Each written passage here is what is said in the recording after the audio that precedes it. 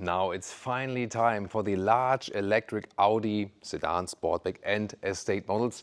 With this lineup here, can they take on the BMW 5 Series and the electric versions and the EQE by Mercedes? We're going to find out here with Thomas Nauticruel in 4K, full screen, full length. Very first glance here, this is the estate, the A6 e-tron Avant. And here we have the Sportback version because it fulfills basically the sedan and Sportback version at the very same time.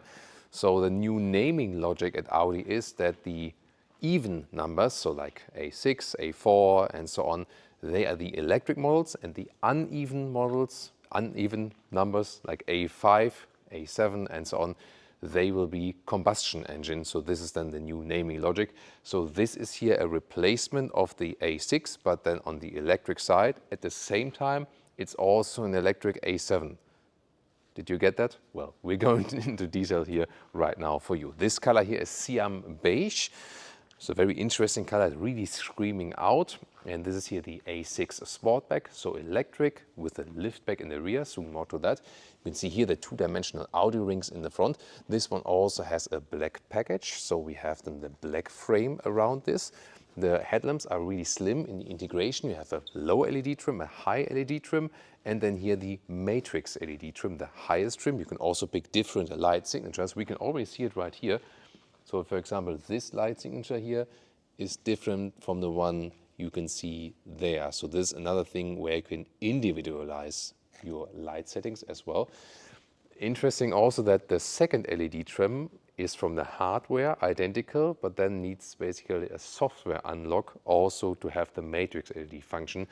This is the new automotive world where you have the same features from the hardware on the inside, but then have to pay extra to unlock the things. We know it from Mercedes, for example, that you have to pay to unlock the rear axis steering to a higher degree and so on.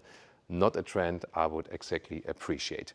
First of all, let's stay with the Sportback here. 4,93 m or 194 inches is the length. So this is a region of today's Audi A6, but also A7, and you can see it has basically this A7 form with this really sensual, fluent line, strong hip area. In this case, again, with the black package that you have the black frames here around. And these door handles, they don't have any physical haptical interaction, but you can grab underneath and then open that. And you can also now get a soft closing function here for the A6. These here are the camera mirrors. They also now fold in electronically, like when, to save some space when parking and so on. They will also have a different visualization now on the inside, so I'm going to show that to you. But you can still get the normal mirrors, and we have them right here. Look at that. This would be also an S model. There you have, for example, the silver contrasts, and it directly leads us over also to the estate. And there you can see that in the side profile, it has this unique feature that this upper bow goes from the front to the rear. It has the very same length. The difference is really just that the roofline is carried on all over here to the back. And especially on the European market, this will be probably the more dominant model. And we can see in the rear, another new feature is that you have these illuminated Audi rings here in red. This looks very cool, isn't it? Again, an option, this the scheme. They try to condense it a little bit more with packages now, but still a lot of the things you can see with this vehicle is still an option. Standard, however, for the S model is here that you have the silver contrast right here. I think one thing I like best about the S models, of course, no matter if you go for the estate or the Sportback, both is available as a standard model and also as an S model. In the acceleration figures, you would start with around 6 seconds to 1 km/h or 62 miles an hour, and then you go further down and down. Up to 3.9 seconds is the quickest at the moment with the S6 model. You can find the exact acceleration figures for rear-wheel drive and all-wheel drive versions and in the pinned comment and also in the video description. So you either have rear-wheel drive electric motor or an additional electric motor in the front, and then you have this all-wheel drive setup, of course, without any mechanical link or something. But the rear electric motor will always be the stronger one.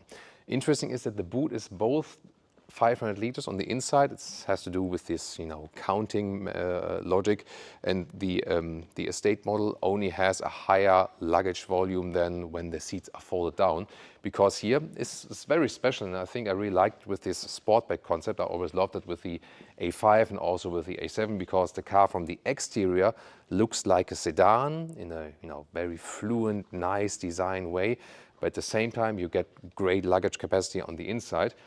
Soon going to open that. First of all, here the light strip goes all the way through. Look at that.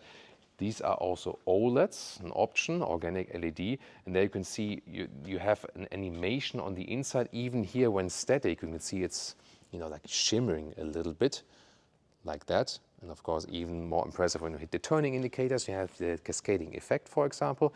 And you also have more interaction with the outside world. For example, also when you hit the turning indicators, there's like a warning triangle that warns the vehicles behind you. Then let's open that one here. This is then the normal A6. There you can see the special thing, it has this lift back opening. So this is what I meant, that it kind of is the A6 and the A7 in one car, plus being electric. And this is then here the 500 liters setup. You can see underneath you can still store a charging cable like this. On the right side you can see the subwoofer. You see that here it raises a little bit towards the seats. Soon more also about the battery deals and so on, but you can also fold down the seats like this, 1/3, 2/3 split. And then when we have this setup here, this is then where the estate would have a little bit more volume, because you just have a little bit more air than on the upper part than here. But you can see in most cases then, like in Northern American market, this here will be the version. The estate, if it will be sold or not, is yet open, Audi says at least. So if you state in the comments, maybe if you're from America, like from USA or from Canada, and you say like you want the estate, maybe Audi will think about this. And I would say we just take a look at the estate right now, just to compare it actually. Let's see if there are any differences here with the estate model and also with the ruler of truth. So I just measured also the Sportback model. It was about 1 meter in width. It's the same here, like 40 inches. And it was 1 meter and 5 in length. And yeah, this one is slightly longer with 1 meter and 8 or then 43 inches. So like an inch longer than here, but it has more to do with the building style in the very rear. You can see in the height, it's just easier accessible right here, like about 70 centimeters or 27 inches. That's also the same in the Sportback. It's just that especially here you have a little bit better access, but it doesn't make too much of a difference, just that you have a little bit more height than here in the lower area. You can also fold the seats right here. There we go. So both will do very good for the whole luggage setup. Here you can see again the difference, the base model, black package, and here the S model without a black package. I really like the silver contrast, and here is the same blue color. I need to look it up again. It's like this South Sea. Malpelo blue. So it's Malpelo blue here for the Sportback, and also what we had with the Avant, just that here once again we have this nice silhouette and the contrasting mirror. Once again here also the real classic mirror, so you don't have to go for the camera mirror. 21-inch wheels, by the way, with all the vehicles we have here on location. 19 would be the base, you can go for 20, or then here for 21-inch wheels in different stylings. As for the suspension, you have a normal base suspension, then you have the optional adaptive air suspension, and if you go for the S model here, then this one is standard and also gets a sportier S trim. By the way, the Sportback will be a little bit more efficient. 0.21 is the CD value, that's the best for the whole Volkswagen group overall so far. And 0.24 for the estate, for the Avant. Not sure if that will really reduce the range significantly, but especially when you drive a little bit fast on the Autobahn, I think we will feel some effects. So that might be a reason to go for the Sportback. Yeah, the Avant then, when you want that styling or that little bit more space in the rear, and this one is a magnetic gray Avant. Maybe also something new, once again with the black package with a lot of black accentuations throughout the vehicle. And in the front you can see these ones in here in the lower part as well. So which color would you go for from this studio setup here? Tell me in the comments. Yeah, I think styling-wise, this one probably would be my favorite, Sportback Plus in the S trim. And as for the battery size, there will be later on an entry-level battery at 79 kilowatt hours net. Starting, however, with the bigger battery, and most will probably go for the bigger battery, also equipped with this vehicle, 95 kilowatt hours. And then the question is, what real-world range can we score with that? On the same platform, we recently had the Audi Q6 e-tron. There we had some like 20 kilowatt hours on 1 kilometer, so like 3 miles per kilowatt hour.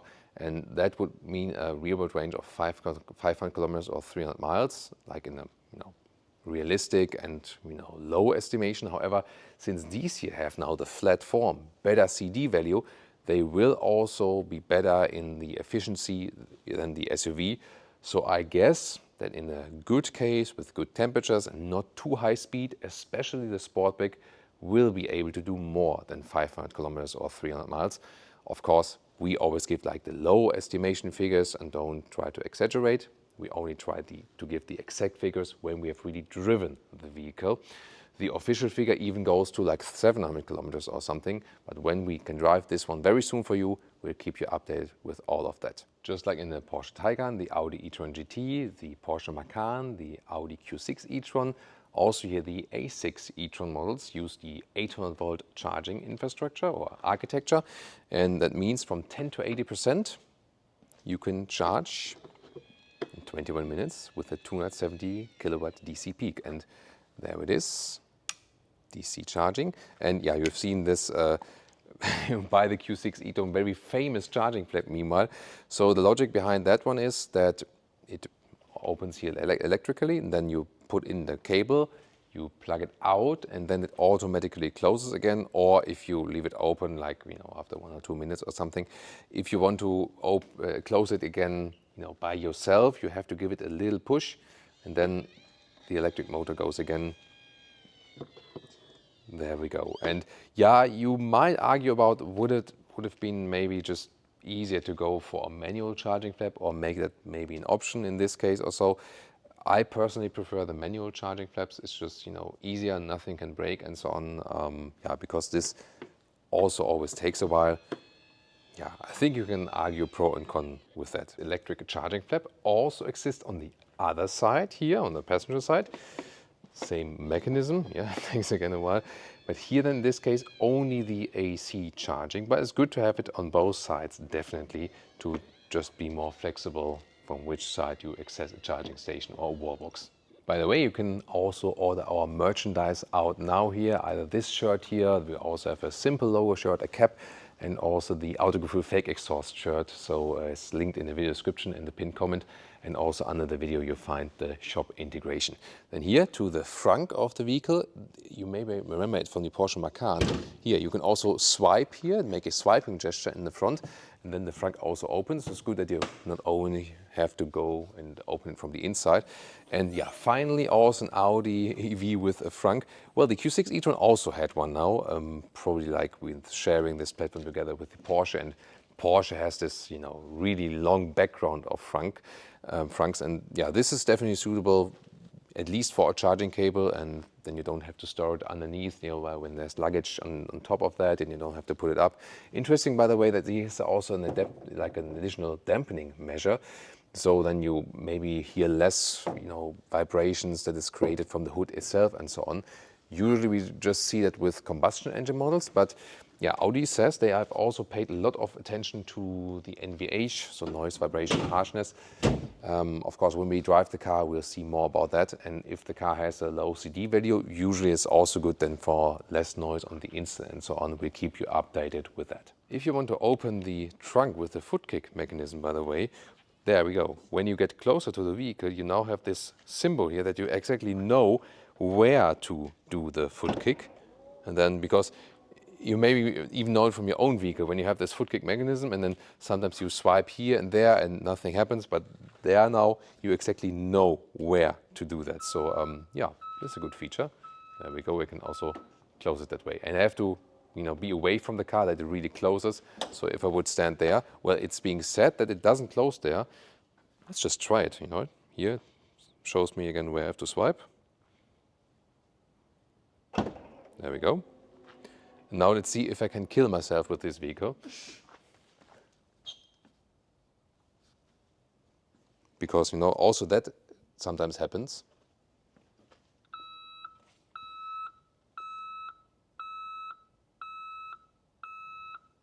I'm not dying. That's good. Yeah, I think now I was too late, actually. But I think that's a very good feature, because it happened to me quite often, you know, that I was packing some things here in the trunk, and then you were at the sensor here with your feet, and suddenly the trunk was closing on you, and that was pretty painful. So I think very good mechanism that the car is actually, yeah, waiting for you now. There we go. And then when you move away, then it does really close. Here we go. If I close the vehicle, also here the camera mirrors fold in electronically. That looks really funny, doesn't it? This is the key fob, matte black, but fits quite good. Then you can see here the door handles. They don't come towards you or something, but you can grab in, and you don't have any physical feedback there. They now also offer a soft close here. There we go. But the door closing sound needs to be tested anyway. And yeah, because there's the motor, it's a little more resistance then. But yeah, when you slam it really, it's a good sound. Let's try the rear. That sounds even better. But there's also, there we go, soft close here for the rear. Then inside of the doors, here there's, you know, like rather hard pack on the top part. Then you have different decor elements available. This is maybe not my favorite one, but pretty cool is here we also have a fabric option for the inside of the doors, here with some nice stitching, optional Bang & Olufsen sound system, 20 speakers, and here you can already see the screen then here for the digital mirrors, and it has a better placement now. So before it was like here, now it has moved up so you can better see that, but you can still go for classic ones. Then here, the inside of the doors is not covered with some fabric or something, just some rubber ground. This being the S-Line interior package here, by the way. Then you also have S-Line steering wheel, flat bottom, S logo. This is also the animal-free steering wheel. It has different special structure on the surface that you can actually differentiate that. Soon I'll also make all the screens alive, but you can see when it's off, it's like one black panel. And these are also the fabric seats. Has a very nice cushion here, so this then in this case the whole animal-free setup here in this gray fabric living room style. Then this cockpit overview here consists of 12-inch instruments, 14.5-inch infotainment system, and an 11-inch passenger screen optional. Yeah, the sense of that, I always say it, I don't see it. A passenger would rather look on their own smartphone, but some do like that, and then you have the option at least, otherwise there's a decor element here. This decor styling here is not my favorite one, honestly, but I do like the fabric here on the lower part, that looks quite fancy. Then with 189 or 6'2", there's still enough headroom left above my head, so that's actually quite good. They are more spacious vehicles, but it's definitely fine for tall adults as well. And yeah, I mean, due to the lower seating position, if you compare it to the Q6 e-tron, it conveys a little bit more driving fun, definitely. You still have a haptical interface here for the volume. Then in the front part, 2 USB-C chargers. This here, the smoker's package. And the smartphone is like hidden here with the inductive charging pad. Not an ideal solution. Yeah, has to be clamped in. Yeah, maybe they should have thought of something better.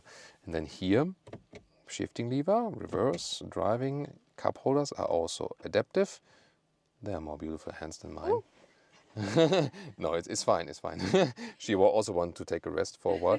Then here the armrest, you can slide it open. At the moment this here like prototype car, so it needs to have these emergency off switches, but of course you will have a storage in there. Driver POV, here we can also switch the views of the digital instruments, and yeah, they are actually quite nice and very nice to see do the job. And then we also have a head-up display. There we go. Isn't catching that well on camera, but yeah, for real eyes it's okay. And when I look over here to the rear infotainment system, the climate unit is always to be controlled here in the screen in the lower part. You know, I do prefer physical dials. At least they always stay in this kind of position, and it is now Android Automotive based. You can still connect Android Auto and Apple CarPlay, but it's completely new backend definitely. So this is majorly changed in the drive select here. When you click through the modes, you can also then switch the air suspension if you have that. In the efficiency mode, it goes, by the way, 20 millimeters lower to be even more efficient. Now you also maybe hear in the background the air suspension working like that. So yeah, I'm looking forward if this one is now way more reliable than, for example, in the Q4 e-tron, where it wasn't that good. And now Leah is showing you the electrochrome roof. At the moment, everything is open. But here this is then the Avant version, and you can either have this split or like this zebra pattern, but I don't see any reason in that other than a show effect, honestly. But more reason is then when you completely either open or close it, and it has this layer effect, so it closes like this. Layer effect, yeah. And when you open it again, it goes like this. But I also have to say, why don't they just make one button and then it's open and another is closed like other manufacturers? Because I think, once again, this is nice for showing off here in the video or for reels or something. But when you are a car customer, you want one click open and one click close, don't you? Rear seats. Whew, honestly, it's giving me a little bit of the EQS vibes. Look at that. I mean, it's an almost 5 meter long car, and it does fit for tall adults, yes, but barely, not too much legroom. And can you also see how low I'm sitting in here in the way? Like here, like the angle. So I feel a little bit lost in here in the rear, honestly. It feels like, why are my knees so high? It almost feels like I would be like, you know, but then headroom works with 189, 6'2". That's the Sportback version here. So I think the bench is too low. That's probably the thing, right? Isn't it? Isofix on the outsides each.